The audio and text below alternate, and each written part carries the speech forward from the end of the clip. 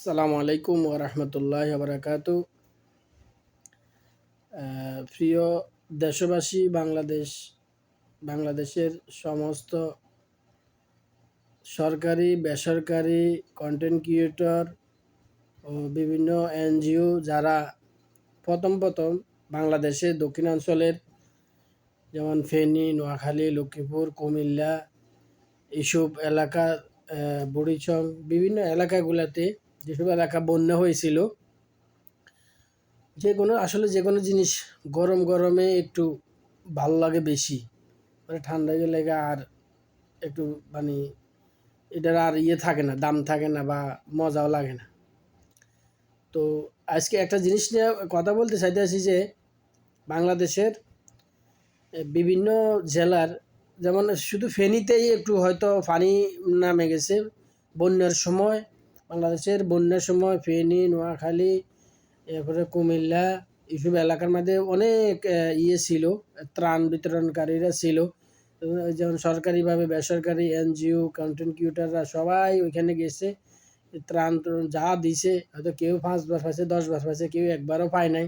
এরকম যার যেমনি ভালো লাগছে এমনি সবাই ওই সময় সবার ওদিকে চোখ ছিল, একজন গেলেও আরও 5 জনরে দেখছে, ভিউ হয়েছে ভালো, কন্টেন্ট মানে একটা কন্টেন্ট বানাইতে পারছে ভালো।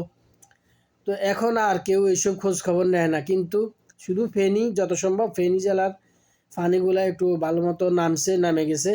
আর অন্য যে জেলাগুলো আছে লক্ষ্মীপুর, নোয়াখালী, মাইজদী, এরপরে কুমিল্লা, নাঙ্গলকোট, লাকসা, মনোহরগঞ্জ উপজেলা, এইসব জেলাগুলা যে এখনও পানির নিচে, এখনও কিন্তু এইসব জেলাগুলো পানির নিচে, পুরা রাস্তাঘাটের মধ্যে এখনও হাঁটুর উপরে পানি, রাস্তা দিয়ে নৌকা চলে, মানুষ যাতায়াত করতে পারে না।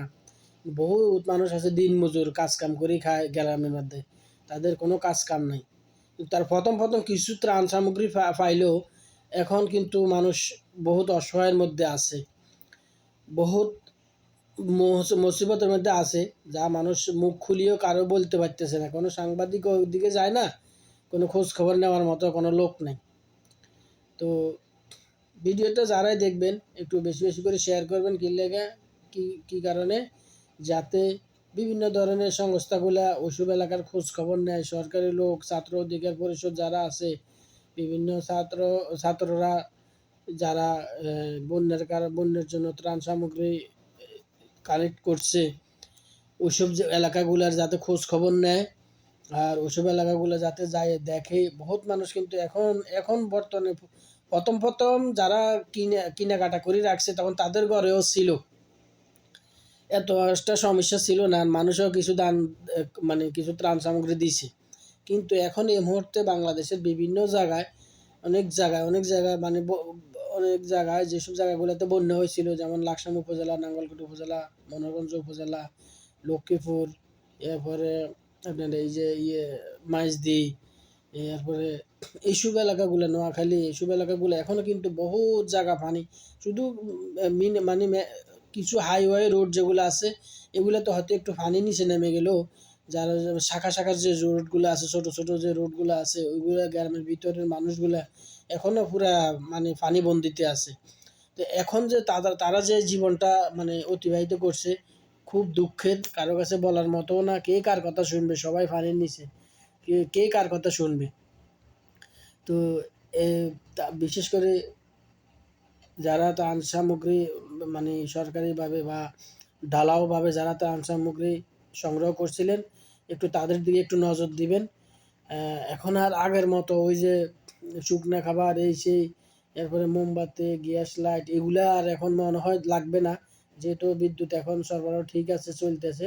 তো এখন শুধু মানুষের যেমন নিত্য প্রয়োজনীয়, যেমন চাল, ডাল, তেল, আলু, পেঁয়াজ, এইসব জিনিসগুলা, শাকসবজি, তরকারি তো এলাকার মধ্যে এখন নাই। যাদের অনেকে আছে ফ্যামিলিভাবে কিছু হলো ছিল, কিন্তু এগুলো তো এখন একবার টোটালি সব শেষ, চলে গেছে। তো সবার প্রতি দৃষ্টি আকর্ষণ থাকবে, একটু ভিডিওটা শেয়ার দিবেন, যাতে করে উপস্থ যারা কর্মকর্তা আছে, যারা ত্রাণ সামগ্রী আগে দিছে, তাদের চোখে পড়ে। তো সবাই ভালো থাকবেন, আর সবাই নিম্ন এলাকার যে বন্যার্ত মানুষের দিকে নজর রাখবেন। ওকে, আল্লাহ হাফেজ, আসসালামু আলাইকুম ওয়া রাহমাতুল্লাহ।